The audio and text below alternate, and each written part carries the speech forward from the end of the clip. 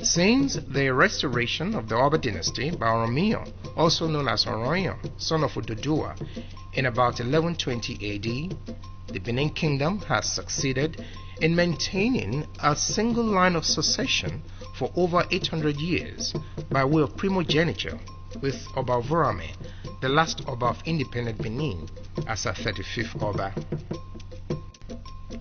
Crown Prince Idugbowa Adolo, the eldest son of Oba Adolo and Queen Ihea, assumed the dynastic title of Ovoramwen when he ascended the ancient throne of his forebears in 1888 after the passing of his father Oba Adolo, who reigned from 1848 to 1888.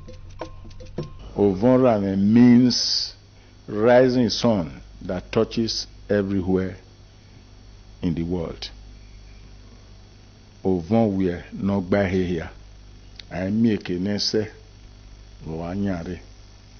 The rising sun, once it rises, the rays must touch the nooks and crannies of the world. That is the meaning. But in a name as Ovoramwen's own, it was a prediction that when he becomes Oba, his fame will spread all over the world. So you will find that the name and the bearer of the name are now compatible.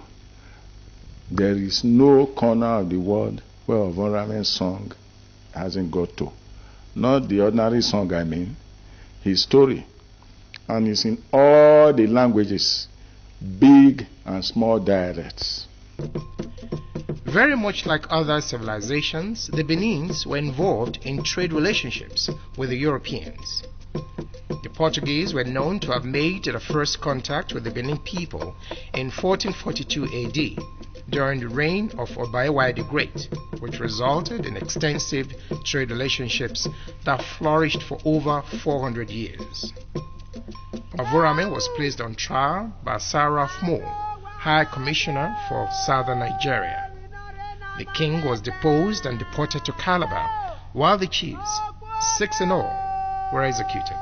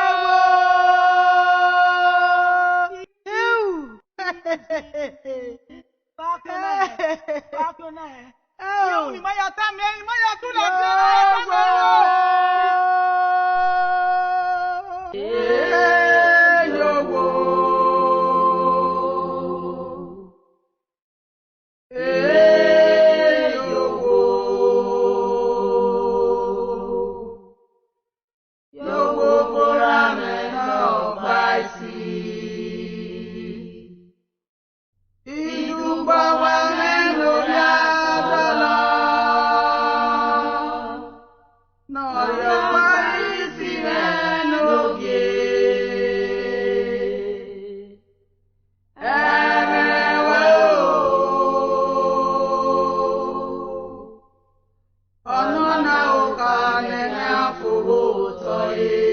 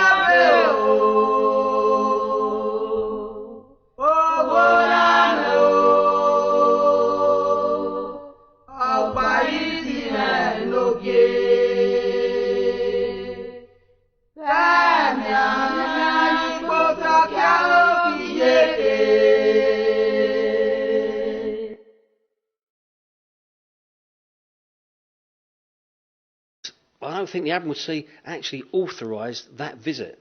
So when these 9 officers were killed, it put the Admiralty in a very difficult position, because although they hadn't sanctioned that actual expedition, that meeting, in the eyes of the world it looked like British officers had been killed. It's the first time that 3 Maxims machine guns were ever used in warfare, and that could have been... It's something pathetic, not just to the Benin Kingdom, to the Efik Kingdom too, because a king that has established his empire, ruled his people very well, and resisted the whites or Europeans making use of the people as slaves, taking them in as slaves and doing all that sort of nonsense. You know, it didn't go down well with our people when we realized that they deported him or they exiled him from his kingdom and then brought him to Calabar. But when our people got to know that a king from that monarch, from that kingdom, has been brought here, I think they themselves made our people know that it was very painful. So that was when our people went and said, no way, as far as they are traditionalists, they know who a king is. There is no way you can treat him that way.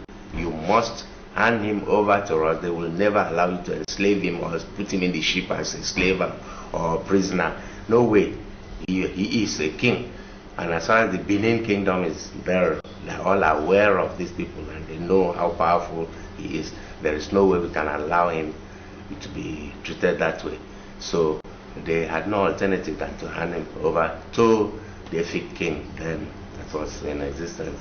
So what the man did now was to establish him formally and make sure that he felt at home, he was part of the community and interacted with the people effectively, still maintaining his royalty because he was given everything, guards and everything.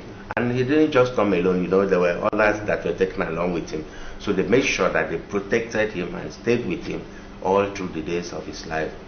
The return of any single Benin artifact is of great significance, as the object will be returning to the altar of its ancestors where it belongs religiously, culturally, and historically.